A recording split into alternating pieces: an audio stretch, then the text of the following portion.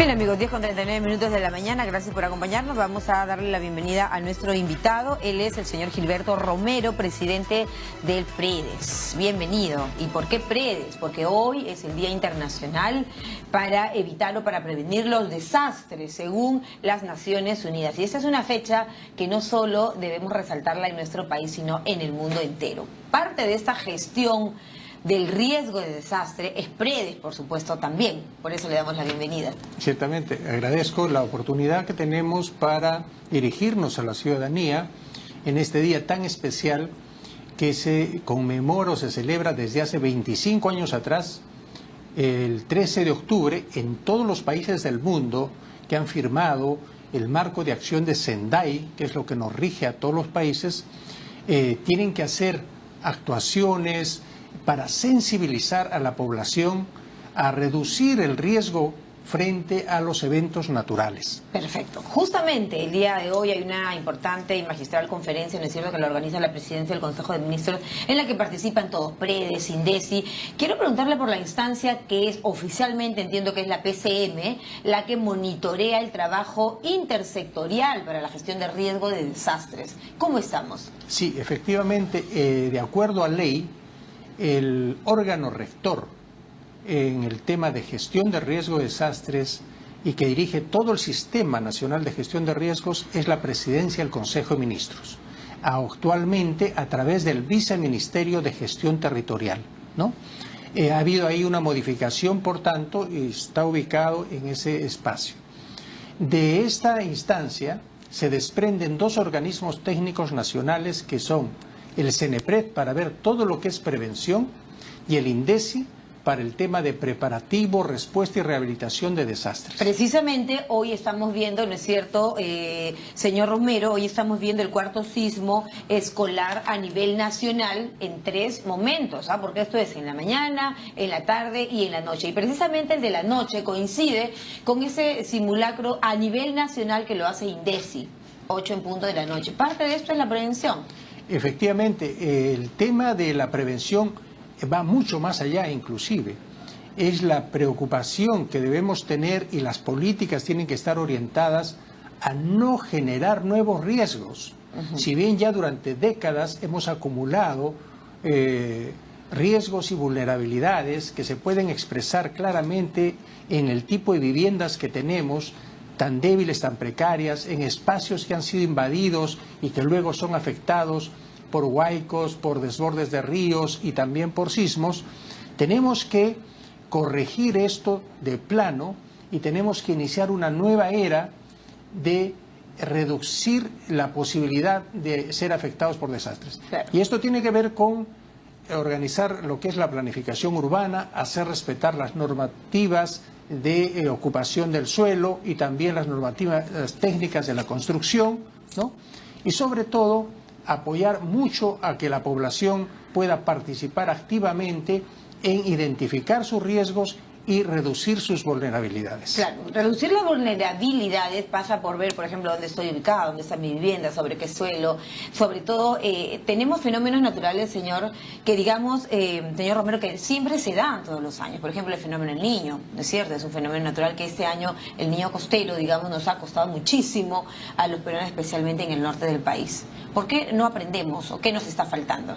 Sí, de acuerdo a nuestra geografía, al clima tan diverso que tenemos y estamos beneficiados en ese aspecto, también tenemos una serie de eventos naturales, algunos de ellos que ocurren con determinada intensidad o magnitud, que hacen que no estemos en condiciones de soportarlos, pero tenemos la oportunidad de conocer los eventos propios de nuestra región, tenemos la oportunidad de identificar cuáles son nuestras vulnerabilidades y ver cómo podemos ponernos a salvo, es decir, no exponernos cambiar de ubicación. Ahora es un poco difícil y complicado cuando, por ejemplo, nuestro problema va por la zonificación, ¿no es cierto? No tenemos un verdadero plan urbanístico, las casas están en las riberas de los ríos muchas veces, o sea, hay gran desorden. Por eso es que supongo que es la PCM el ente rector, porque lo ve desde un punto de vista intersectorial.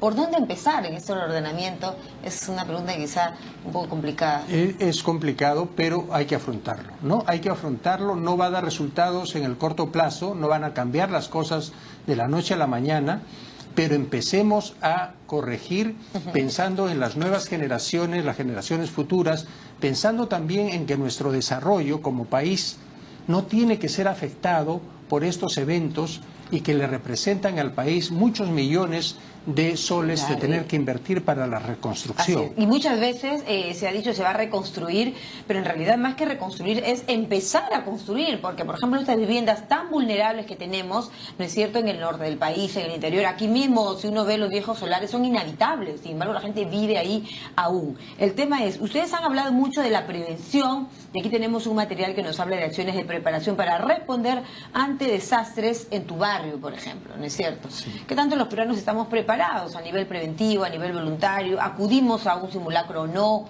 ¿No nos interesa?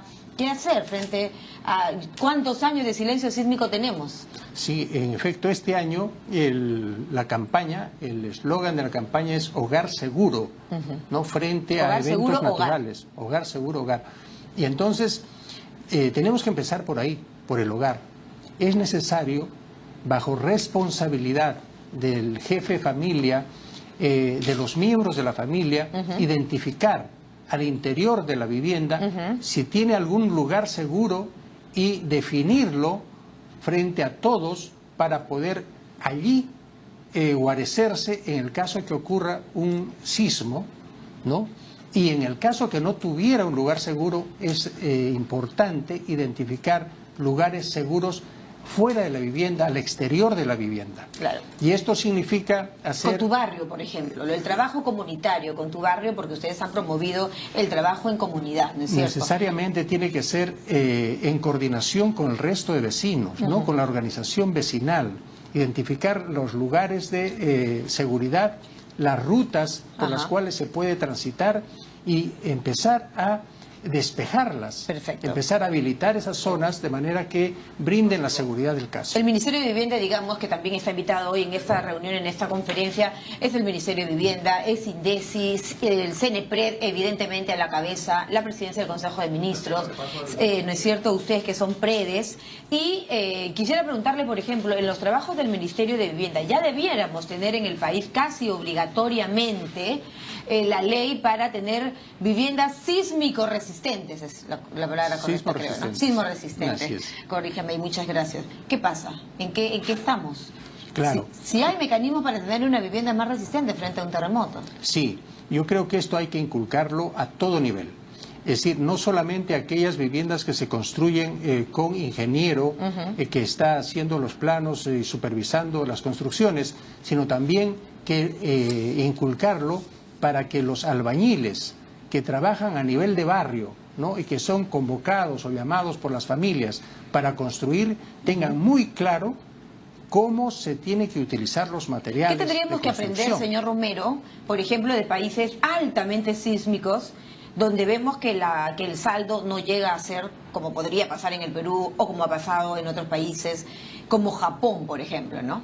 O sea, la gente ya sabe cómo actuar, pero también sus viviendas están hechas diferente. Sí, después su suelo es estudiado antes de edificar algo ahí. Sí, pues. Acá eso no se cumple. Y tenemos que cumplir las normas también de ocupación del terreno, ¿no?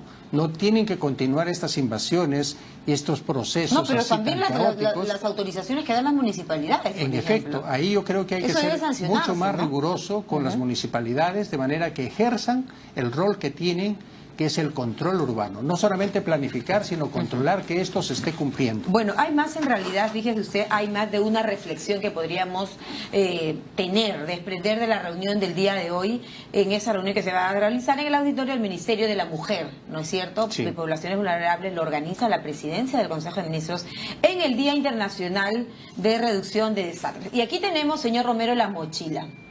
amigos, tenemos que tener la prevención, recuérdelo usted, de la mochila de emergencia. Esta es la mochila de emergencia de INDECI, el Instituto Nacional de Defensa Civil, como usted ya lo sabe, y quizá pudiéramos ver parte de lo que debiera contener. Por ejemplo, es muy importante tener abrigo. Se ha recomendado tener agua mínimamente para 2 días, mínimamente 2 botellas por persona se recomienda. Ir naturalmente renovando lo que contiene nuestra mochila de emergencia. Es muy importante, por ejemplo, esto que le mostramos ahora acá, el botiquín de primeros auxilios, señor Romero. ¿Por qué?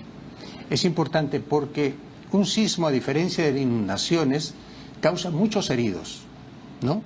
Y teniendo todo un panorama de heridos en la ciudad, donde las ambulancias ni los bomberos van a poder acudir a todas las emergencias que se van a producir, es importantísimo que cada familia cure sus heridas, atienda a las víctimas que se presentan en ese momento, puede estabilizarlas y pueda darles los auxilios básicos, ¿no? Por ejemplo, en un botiquín no solamente tiene que haber analgésicos, sino también tiene que haber, para curar las heridas, pero sobre todo considerar que en la familia hay personas que se les sube la presión.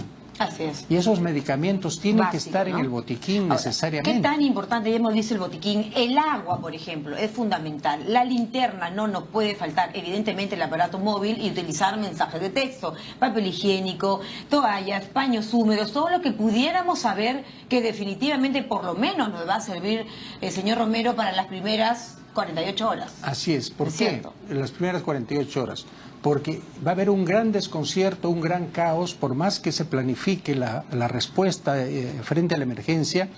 Los servicios de salud, de bomberos y todos los organismos públicos van a estar ocupados en diferentes cosas, sí. No se van a abastecer mientras se organiza la ayuda humanitaria y que pueda ir llegando y canalizándose hacia diferentes lugares. Claro, en diferentes lugares estamos hablando, se habla de este sismo, después de este silencio sísmico de más de ¿cuántos años en la capital? Se ha previsto para la parte centro de la costa peruana. Sí, de acuerdo al Instituto Geofísico, está hablando de que un sismo de una magnitud como el de 1784 es el que no se ha producido después de 250 años y podría ocurrir de esa magnitud. Ojo, si estamos hablando de la costa, tenemos que prever que podría haber un tsunami también, ¿no es cierto? En la costa además se produce un tsunami porque precisamente los epicentros donde se producen los sismos están en todo el litoral frente a las costas, y de allí es donde surgen ir hacia las partes altas son las recomendaciones, ¿no es cierto?, de los expertos y todo ello, pero seguir insistiendo en las viviendas y las estructuras sismo resistentes. Eso es la primera acción que hay que tomar, que es la acción preventiva. Pero luego también, como dijimos, hay que identificar las vulnerabilidades de la propia vivienda y el simulacro esta noche y tener mi plan familiar, para ¿no es cierto? Nuestro plan familiar, de pronto, saber en mi casa, en la casa, alguno de cada uno de los miembros de la familia deberá tener un papel, una función, el anciano, el bebé, de pronto, ¿cuál es la recomendación? Sí, justamente, identificar las zonas seguras. El día que se produzca el sismo hay que actuar primero con calma, ¿no? En segundo lugar, hay que acudir a los lugares que se ha dicho que son los lugares seguros. Al lado de un ascensor, y no dispararse todos por una otras columna. Partes. Efectivamente. Luego hay que evacuar hacia áreas externas cuando el sismo haya pasado, hacia áreas externas con mucho cuidado. Hay que llevar en ese momento la mochila consigo, ¿no?, hacia los lugares externos. Probablemente no vamos a poder regresar a la vivienda por las réplicas.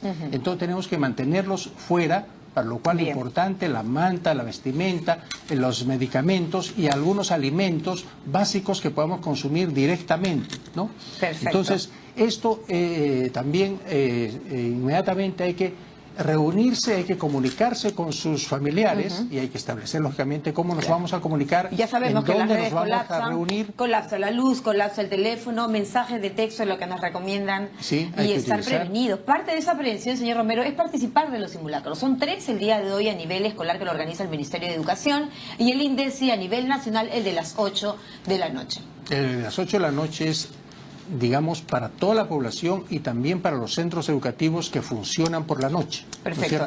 un terremoto o un sismo de gran intensidad tiene etapas, pues. Es donde primero se mueve la tierra, lo primero es que saber a dónde me pongo. Luego ya guarecerse a nivel familiar. Y finalmente tratar de comunicarse y de canalizar la ayuda que debemos recibir. Sí, en efecto. La mochila nos sirve para, después que ya hayamos salvado la vida, de poder sobrevivir en los días siguientes. Ahora, se ha dicho que este bendito, digamos, triángulo, me parece que es cierto, doctor Romero, no funcionaría en estructuras como en el Perú. En efecto, sí. Poner del lado de un sofá, donde las cosas van a caer y... Sí, aquí las edificaciones son muy fuertes, muy pesadas, y entonces difícilmente un mueble podría soportar el pecho de un techo como de concreto. Como en otros países donde hay como otro en otros tipo países de viviendas construyen o de madera y construcciones bien, más livianas, ¿no? Vamos a seguir hablando. Gracias por estar con nosotros. Que les vaya muy bien en esta conferencia en el auditorio del Ministerio de la Mujer, donde participan todas las instancias involucradas en el Día Internacional para la Reducción de Desastres. Nos vamos ahora con Manuel.